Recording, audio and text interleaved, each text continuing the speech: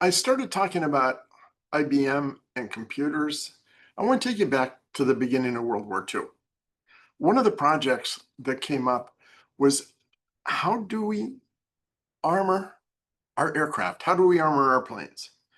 If you put too much armor on the planes, it slows them down too much and they get shot out of the air. If you put too little armor, they're easy targets and again, shot out of the air. So you can have too little, too much. And the generals wanted to know, how much armor do you really need on an airplane? How much should you have? Not too much, not too little. Reminds me of the story of the Goldilocks and the Three Bears.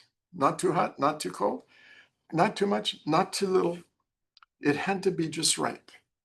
And so they looked at the planes that were returning from action and looked at the number of bullet holes in the planes. These are planes that had been in dogfights that were returning. And they separated it down into two things. They looked at the average number of bullet holes in the fuselage, and they found there were 1.73 bullet holes in the fuselage. They looked at the fuel system and found that there was 1.55 bullet holes in the fuselage. They looked at the engine and found that there was 1.11 bullet holes in the engine. And they looked at the rest of the plane, the tail and the wings, and they found that 1.8 bullet holes per inch in the rest of the plane, or 1.8 bullet holes per square foot. Maybe that's a better measure. So they looked at that. And they looked at that and they said, okay, how can we determine what to do in what part of the plane to add armor to the plane? Do we add to the fuselage? Do we add to the fuel system? Do we add to the wings? Do we add to the engine? Where is the right place to go? Let me give you the numbers again. The engine, 1.11. The fuselage, 1.73. The fuel system, 1.55. And the rest of the plane, the wings and the tail, 1.8. So let me ask a question. And if you're willing, put the answer in the chat. Where do you think they should armor the plane? And let me give you the numbers again. The engine, 1.11, the fuselage, 1.73, the fuel system, 1.55, and the rest of the plane, the wings and the tails and so on, 1.8. Can you put your answers in the chat? Would you be willing to do that? So far, nobody's going to do that. You know, they turned it over to a group of mathematicians, just like they did in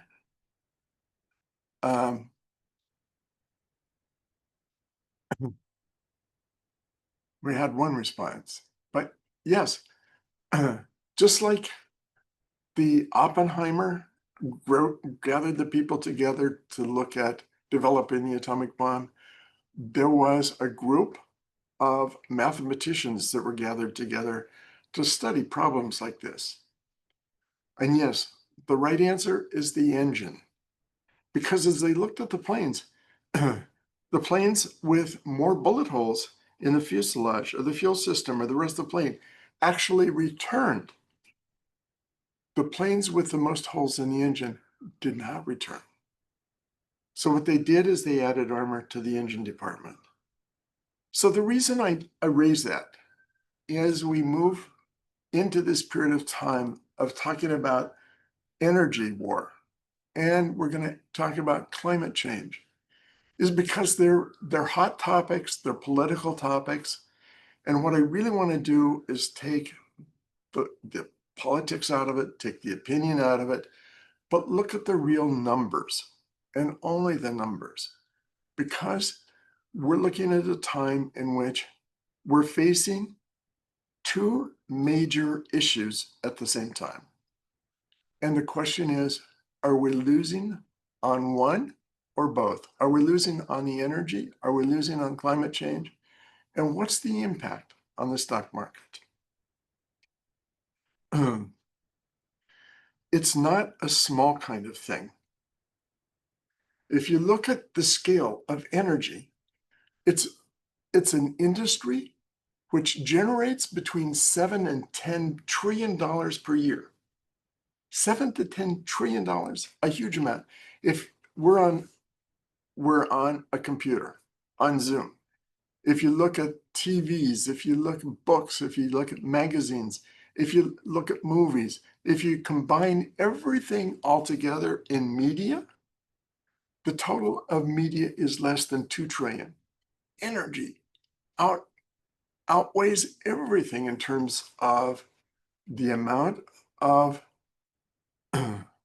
money that's moved every year. 7 to 10 trillion dollars. It's it's a very significant industry. But on the other hand, on the other hand, energy produces gas emissions. And those gas emissions, carbon dioxide or methane, go up into the atmosphere. And they form a layer of gases that actually deflect sunlight.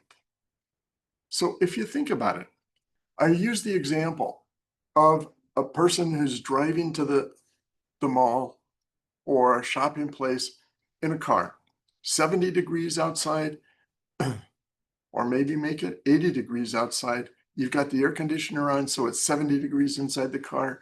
You pull up, you stop, you park the car, you get out, and you spend an hour or 2 hours shopping. When you come back to the car, what do you find? When you open the door, it's not 70 degrees inside. It's not 80 degrees inside. It's like 90 or 100 degrees. So what has happened?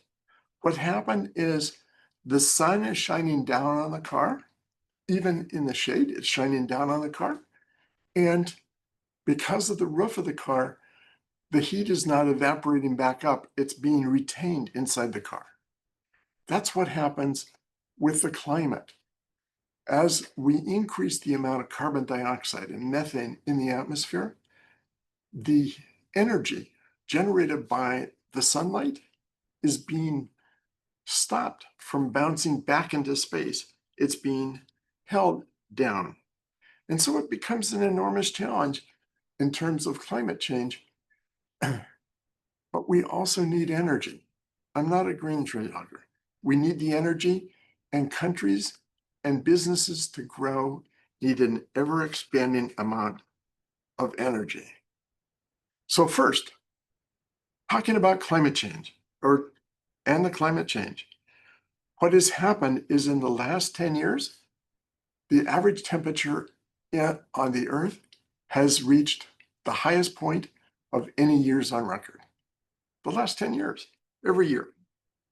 What we're seeing is temperatures increasing, and as temperatures increasing, it holds more water in the air, and you get swings in the actual temperature. The statistics are that between 1880 and 1970, the average temperature increased about 1 degree per year. That was over 190 years. Today, it's increasing even faster at 0.13 centigrade. You know, the temperature in the last 10 years has risen very, very significantly. The average temperature in the world is up 16.2 degrees since 1970, up to 59 degrees. That's the average temperature. And it's not just a function of the CO2 emissions, it's a matter of winds and atmospheric conditions. They should make the conditions colder. Think about this. Think about this.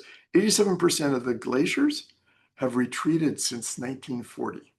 Ice melts, increasing the water in the ocean. There's enough frozen water in Greenland and Antarctica to raise the sea level 230 feet if they were completely melted. 87%. glaciers are retreating since 1940. And what it means with the temperature up means that snows are heavier, rains are wetter, heavier storms in some places, and the ocean is also heating up. Record temperatures around Florida in the water. Hmm. You know, it's a weirding situation. We're seeing more droughts, we're seeing more wildfires, we're seeing an impact on industry as well. You know, in Eastern Washington, they're beginning to not insure houses. In California, they're not insuring houses. In Florida, they're not insuring houses. What we're seeing is the insurance companies retreating from actually giving homeowners insurance in a number of places. That's due to the weather conditions, and the weather conditions are getting worse. That's one side of the story. The other side of the story is the energy side. Uh, and we're seeing is as industries grow, they require more and more energy. Think about what's happening with data centers right now. Electricity prices in many areas are increasing significantly because of the greater and greater need of data centers for electricity. And that's only a portion of what's going on. That's data centers. But when you think about your house, think about all the electric components that you have in your house: the refrigerator, the stove, the microwave, the computers, the TV, the all those electrical devices in your house. That's all demanding extra energy. And it's not happening just in the United States, it's happening worldwide. If you look at what's happened, we have conservation going on, but we also have greater and greater demands. the if you look at where we are in terms of energy, China now consumes almost twice the energy that the United States consumes. And the expectation is over the next 15 years, that consumption of energy is going to increase another 70%. And that means that the environment is going to be impacted. All of that is going to be impacted. So we have to look at energy in terms of climate change and climate change in terms of energy requirements. They go hand in hand. Two major issues we're facing, they go hand in hand, and they're going to have an impact on what happens on investments. There's another thing going on that's really important to understand where we stand with energy and climate change. Back in 2017, China came up with what they called the Made in China 2025 ambitious plan. That was their plan. The idea was simple. They wanted to dominate the world market in computers, in telecommunications, electric vehicles, advanced and basic materials, mobile devices, agricultural machinery, robotics, and they added to that bioengineering. They wanted to dominate all that. They wanted to dominate the world, replace America as the world leader in all of those areas. They wanted to replace the United States as the world leader economically and militarily. And they've made huge progress in doing that. They are now producing as many electric vehicles as we do, and even more so. They're leading in telecommunications, in mobile devices, agricultural machinery, and they're also beginning to lead in robotics and clean energy. They've made tremendous progress in doing that. Back in 2017, prior to 2017, what China was doing was they were importing technology, whether it be for the fast rail system, whether it be for EVs, whether it was for computers and chips, whatever it was, they were bringing it in, making a few little changes, and then patenting that. They were they were stealing technology. They were sued any number of times over that. But the Chinese courts, prior to 2017, the Chinese courts and those courts that dealt with intellectual property, many of those courts had a person who had the equivalent of a high school education or even less. They didn't even understand what they were doing. They didn't understand the technology. They didn't understand the patents. They didn't understand any of that.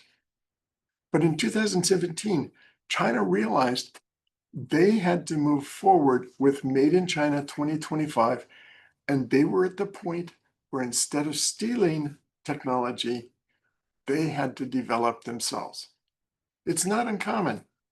It was a pattern that happened in France in the 1600s. It happened in the United States in the 1700s and into the 1800s.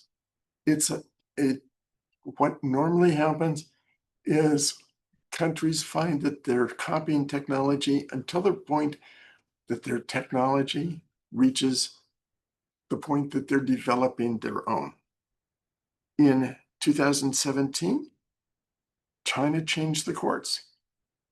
The judges on the intellectual property courts now not only had to have a college education, they had to have an advanced education in law as well as an undergraduate degree.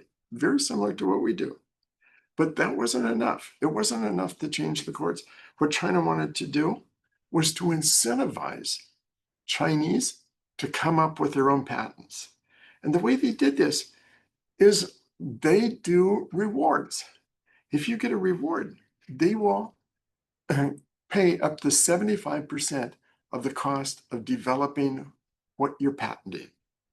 Nationally, you can get an award of 150,000 US dollars if you get a national award. Provincials, the province like a state, you get up to 10,000. And many of the cities in China also give an award. And what the impact has been? Look at what the impact has been. We did. In 2010, China patented 30,000, had 30,000 patents. The US in 2010 had 241,977. In 2023, 2 years ago, China had 3,649,000 patents. The US increased to 348,774. But look at that difference. Look at what's going on. China is developing their own technology. 3.6 million patents versus the US 348. They get rewarded. If you patent something here, you're paying 25,000 to 250 to 500,000 to patent an idea, to patent a technology, to patent whatever your product is. In China, if you patent something significant, you get a national award of 150,000. You get 85% of your cost reimbursed. You get maybe a provincial award of 10,000. And maybe if you live in Chengdu or one of the other cities, you get an additional city award. The Chinese have moved beyond stealing technology to developing their own technology. So what does it matter? What does it matter? Think about this.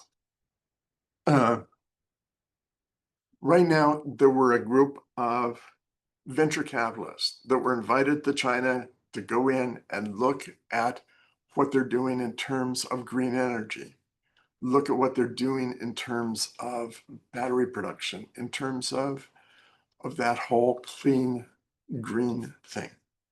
And those VCs came back and reported, and there was a report on Bloomberg that those VCs came back and said it doesn't make much sense to invest in the US because the Chinese are significantly ahead of where the US is in green energy. There was a company, Amprius Technologies. Their idea was to build 4 battery production plants to renewable energy so that solar or wind, those operate intermittently. Unless you have sunshine, the solar doesn't work. Unless you have wind, the wind doesn't work. So you need battery backup. And Prius was a significant player in battery storage and battery production. They had plans to build 4 significant battery plants, 4 that already built a warehouse in Colorado to house the batteries they were going to do. It was a 1.3 million square foot warehouse. They came to a stop last couple months ago, a complete stop, and decided they're going to build all 4 of those battery plants in China. In China. If you look at what's happening, the investment in new technology is going to China, not to the US. In fact, if you look at it, there have been more green energy projects shut down in the US than there were started in the US in Q2, in the second quarter. There is something going on, and it's going to make a difference. The question is, what does China have that the United States doesn't have? They're a centralized economy. They're a very centralized economy. And when you look at what they have, they get to decide. They control the banks. They can decide who gets the loans and who doesn't. They can channel capital to meet the industry objectives, the objectives of Made in China 2025. They can keep outside influence out if they decide to do that. The ruling Communist Party owns the land, they own the roads, they own the railways, they own the airports, they own the public structures, they have all the legal restrictions, and they can build entire cities. They have a long-term development plan. They control all the key industries. They control the key domestic companies. On every software company, they have 1/3 of the seats on the board of directors are manned by a man, woman, by a person who comes out of the Chinese propaganda machine. They purposely promote exports, they purposely create trade surpluses, and they've built that huge base of innovation, the number of patents. And they have access to 2.5 billion people.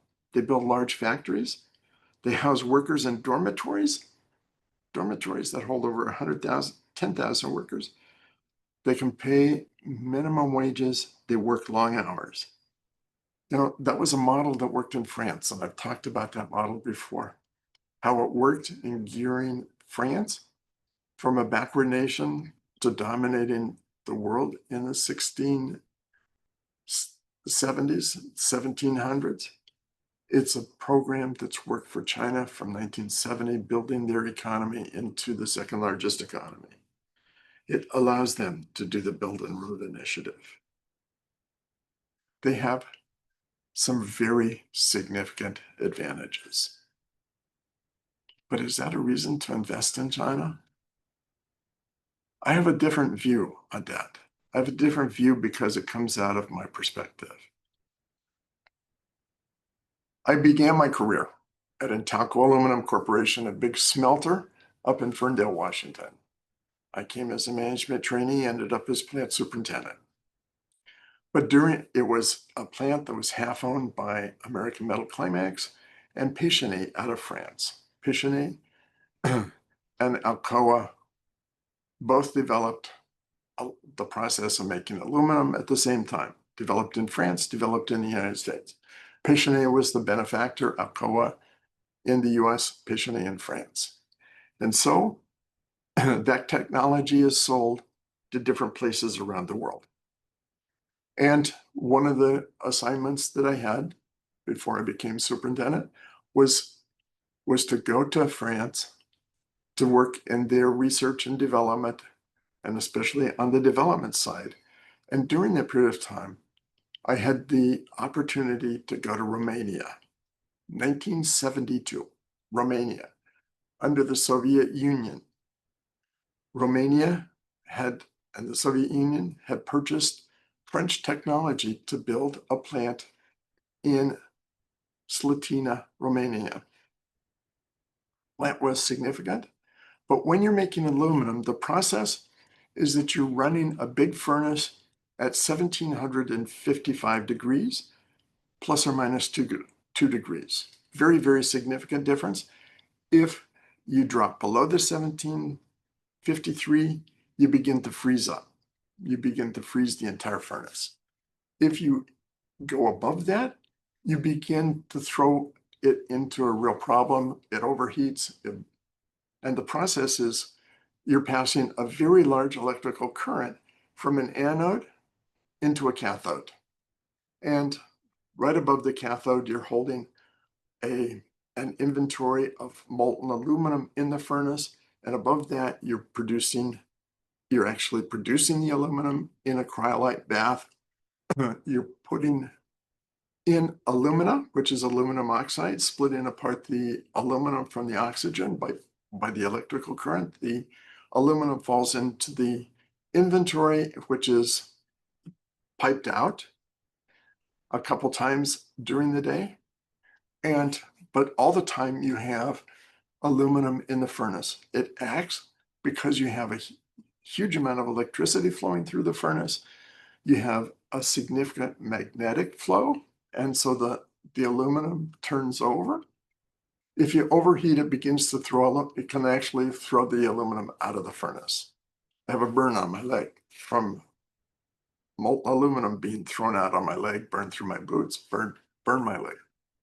That was what was happening in the plant in Slatina. The furnaces overheated. And one way you control that is by increasing and tapping out less aluminum, increasing the aluminum in the furnace. And what happened in Slatina, in the aluminum plant, it began to overheat. And the plant manager decided to raise the amount of inventory in the furnace. And that was the correct thing to do. But what he did is too little, and things just got worse and worse. The response to that was that the works manager came around, and on every furnace, you have a blackboard, and you record everything that goes on in the blackboard, what you're adding to the furnace, what the changes are going on.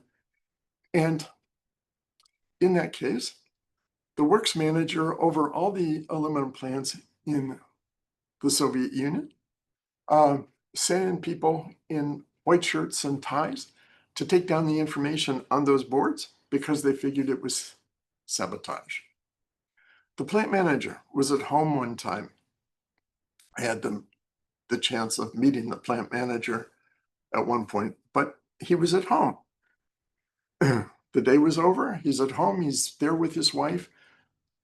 Police car pulls up. They knock on the door. They ask him to come with them. They put him in the police car. They drive him down to the local prison.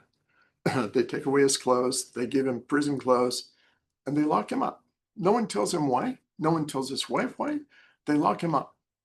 He's there for over a year, locked up. No one ever tells him why. No one ever tells his wife where he went. A little over a year passes. One day they come and they say, come with us.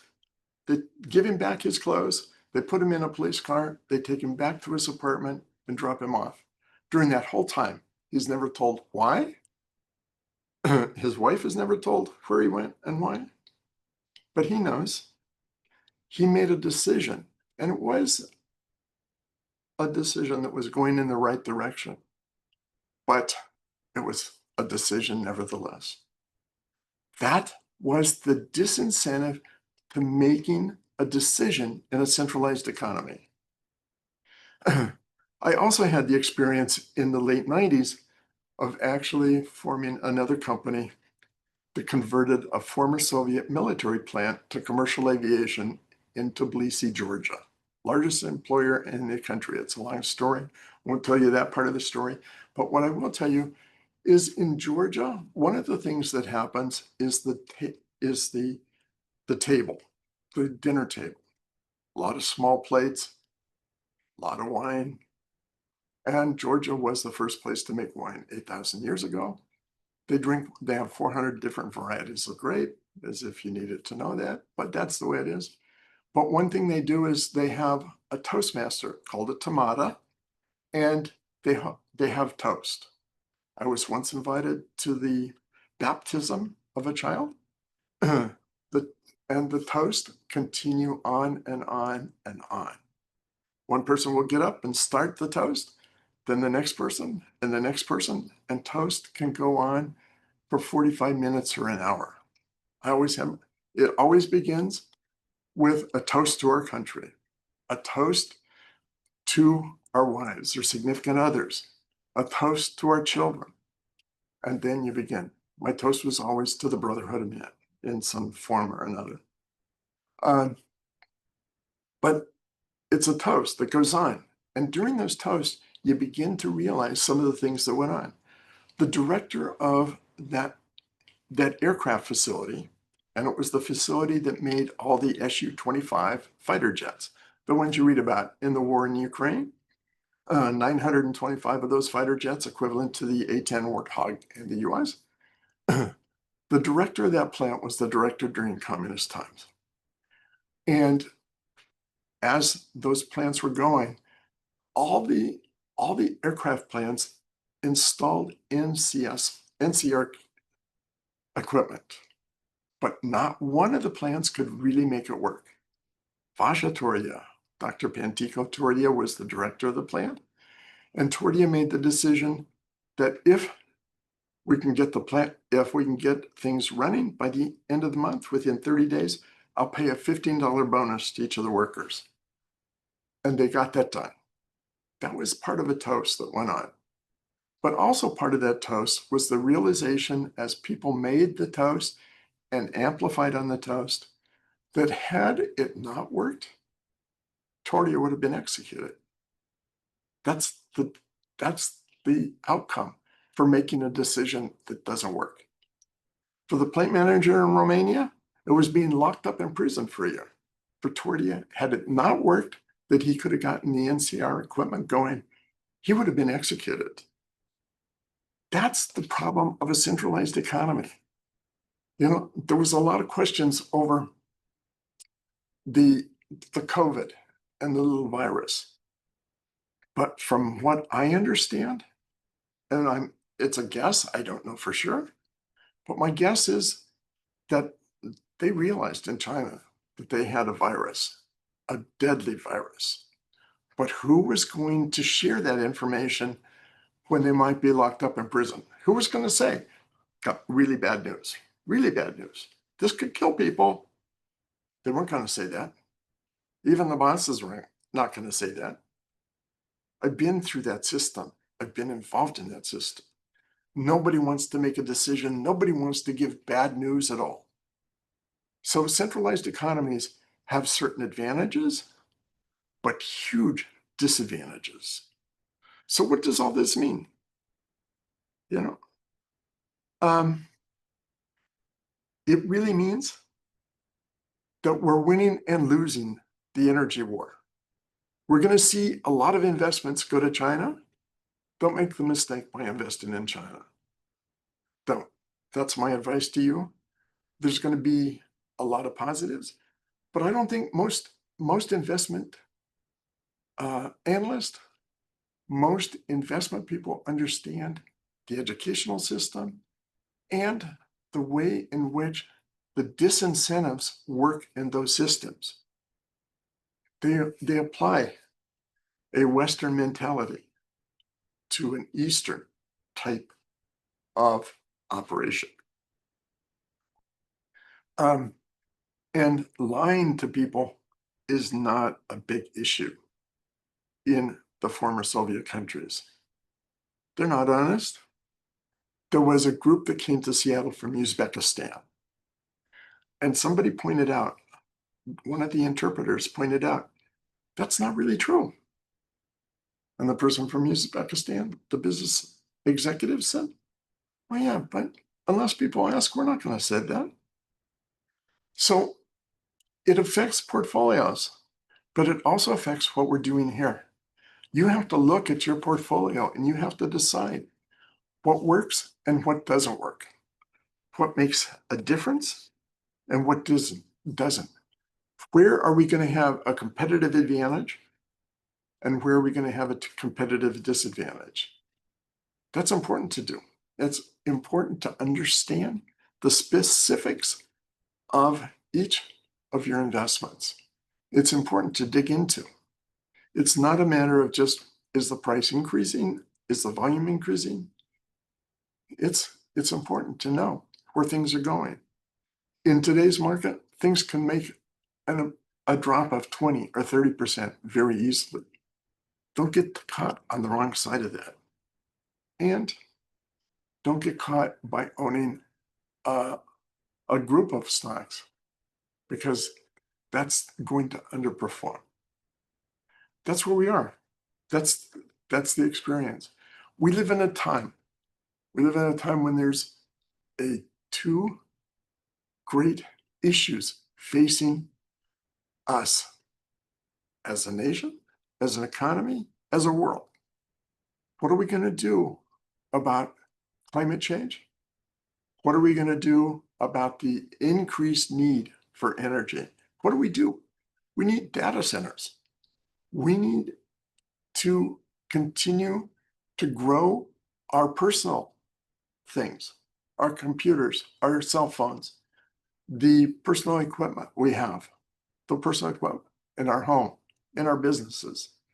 All those require extra energy, and not only in the United States, but worldwide. 850 million people live without the advantages of electricity. As they come in, as they move from subsistence into consumption, that's going to require more and more energy. All of that energy needs to be produced, but there can be a negative impact on the environment, which makes more wildfires, which makes droughts, which increases the temperatures, makes it more difficult. There's a study that came out and showed their models, and models are only so good, but it showed that there will probably be a great migration of people from the southern United States to the northern United States because of the changes in climate. You know, we have friends that have places in Arizona. They go and they have air conditioning, so things work well. But a lot of the lower end of the labor force do not have air conditioning. And when you have temperatures of 110 or 115 degrees over a period of 15 or 20 or 30 days, that's unhealthy. And we can expect over the next years to see a migration of people north. Maybe that won't happen, but there's a significant probability it will. That's going to impact your investment portfolios, where you invest and how you invest.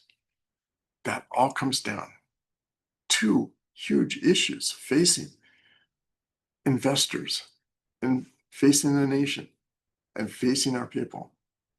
What do you do about energy? What do you do about climate change? It's not about a opinion.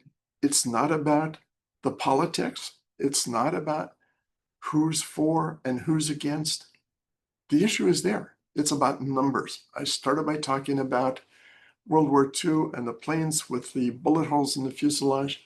I purposely chose that as an example because it was about numbers, not about opinions. Those generals had opinions about where to armor the planes, looking at the bullet holes. But you know what? It wasn't about opinions. It was about the actual numbers, looking at that. That's where we are. That's what it means for portfolios. That's what we do. And now I can take a pat on the back because we've had success in doing that. We look at the big picture and we find things to invest in which make sense. Not everything works. Sometimes we have downtimes, but we look at things at where we are.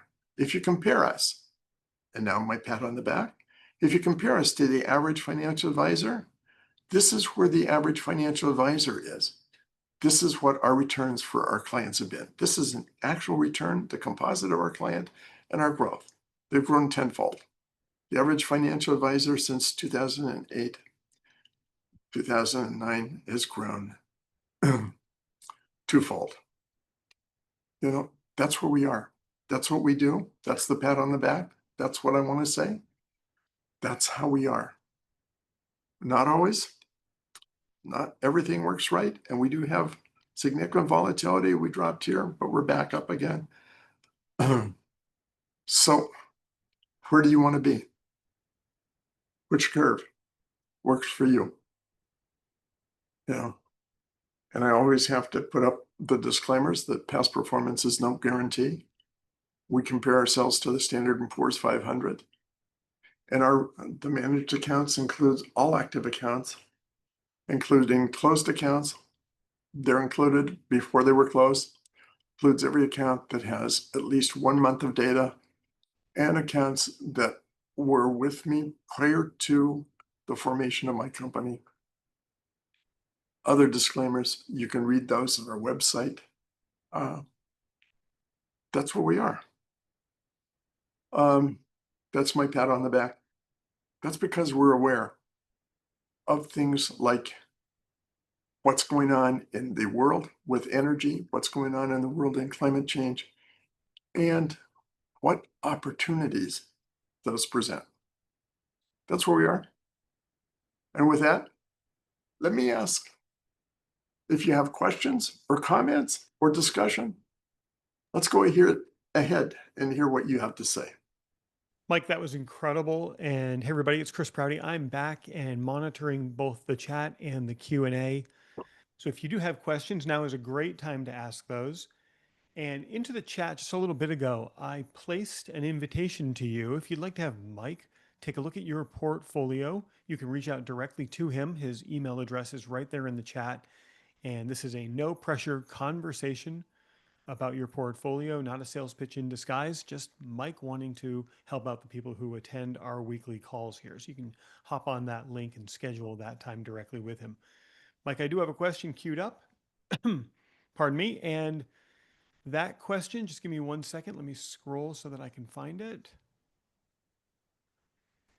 So somebody's asking about how tariffs play into your recommendations, especially when it comes to the recommendation that you made today about China. So tariffs is changing the world order. Talked about that last week, some of the changes going on.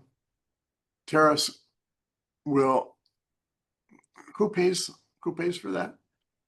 It's the consumer, not the company, not the exporter who's exporting into the US. It's the consumer that pays that. We're seeing prices increase. We're seeing prices increase at the grocery store. We're seeing prices increase in electronics. You know, you hope that it's a one-time deal, but probably not. Once you start to increase prices, prices tend to increase until you can slow down the economy to keep competitive pressure on. How is that going to affect the trade-off or the two issues between energy and climate change? I don't think tariffs will have a significant impact on either one. Tariffs are going to have a significant impact on trade. They're going to have a significant increase on price, but it's probably not going to change the issue And if it does change any of the issue with climate change and with energy consumption, it's going to be relatively small. What we're seeing, for example, with electrical consumption and prices, if you live in areas around data centers, we're seeing electrical prices increase 50 to 100%. Even areas close by those areas are seeing electrical prices increase. There's a significant demand, and that's increasing electrical prices. Has nothing to do with tariffs, has everything to do with a required more energy. And the demand for energy is increasing, regardless of where tariffs are. My next question is, in your opinion, do you think there's going to be economic decoupling? In other words, are we headed towards a separate US and China economic sphere? There's a push to isolate and to keep some of our technology away. The fact is, China has 2.5 billion people. India has the second largest population. Those are consumers, they're consumers of our products. Americans have a much higher per capita income. That means we're consumers of those products as well. There's an interdependence, and it's not going to go away. We've had an interdependence, think back to the famous Silk Road of China. It's because there was trade going along the Silk Road. Had trade, Marco Polo going to China. It was about trade. You had the trade going between Flanders and Italy.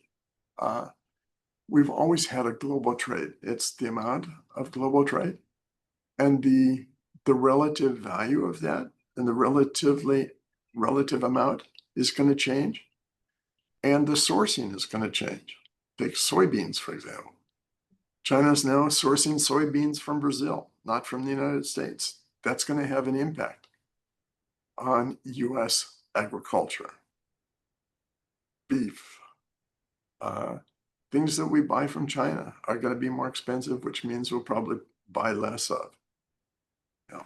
And at the same time, we're seeing China try to set up free trade with other countries, and other countries in Europe setting up free trade. Yeah. The famous Like, slogan. Okay. like the next question, we hear this one frequently. Should I be buying in, somebody says, should I be buying into other hard assets like gold? Gold is an inflation hedge. Gold goes up when you have inflation, when you have geopolitical um, turmoil, and or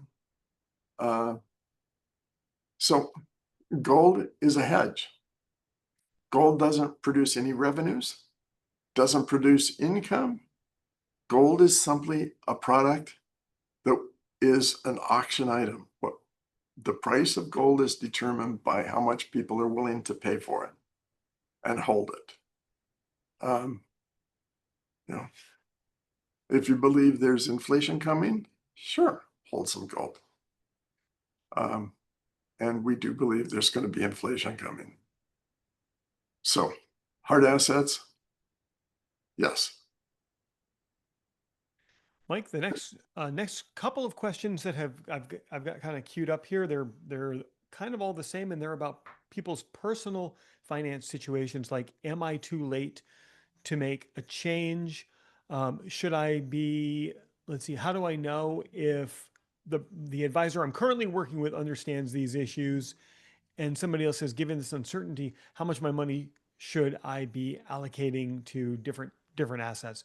All of those, Mike, as you know, are very individualized questions, and this presentation is a general presentation for a wide audience. But if you have an individualized question because you're unique, you have a unique financial situation with a unique financial horizon, that would be the time to get on a call with Mike, and not this is not a place for us to be talking about your personal your personal finances. So once again, I'm going to put Mike's But, email address in the chat. Mike, you yeah, can add on to that. which is a nice lead in to next week's program, because next week's program is what your financial advisor is not telling you. Oh, It's an inside view from financial advice. So ah, think about coming back next week. yeah, Anyway, that's great. Great little teaser for that. Mike, that's all the questions I have queued up for today. We're approaching the top of the hour and we always commit to getting this done in 1 hour. I'll just give another second to make sure no other questions come in. If you are typing in a question, maybe just raise your hand so that we know to wait. But while we're waiting, I will once again thank everyone for being here today. Mike has already let you know what we're going to be talking about next week, so we do hope you'll come back for that. And I also hope you'll take advantage of getting on Mike's calendar so that he can take a look at your portfolio. Mike, great job this week. I will hand it off to you to bring us home. well, thank you very much for being here. We try to keep the people who are in this session and who sign up for this ahead of the curve rather than behind the curve. We're not reporting what's gone on. We're not reporting what's happening today. We're trying to give you insight into the issues facing investors into the future and prepare the people that are listening for the future, not the past. Now, we're trying to look forward, not backward. So with that said, thank you for being here. And if you do have any further questions, you can always contact us at Adams Financial Concepts. And you can find us at About Money, previous programs, previous times. Go to About Money. It's on YouTube and subscribe. I'm going to put that link in right now. So Just give me we one second have to grab that. a few hundred, we have 600 and some odd people that are subscribed already. Please do subscribe. Please go back and look at some of the programs. And here's the link.